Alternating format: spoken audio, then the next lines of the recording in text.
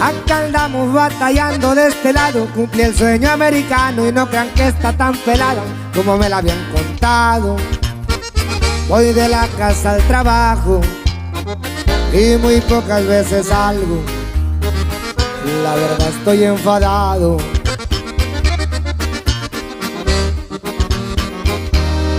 El desierto dejó marcas en mi cuerpo y aunque le eché muchas ganas ya casito y no la cuento, el tiempo pasaba lento. Yo con frío y bien hambriento anhelaba que me agarrara el gobierno.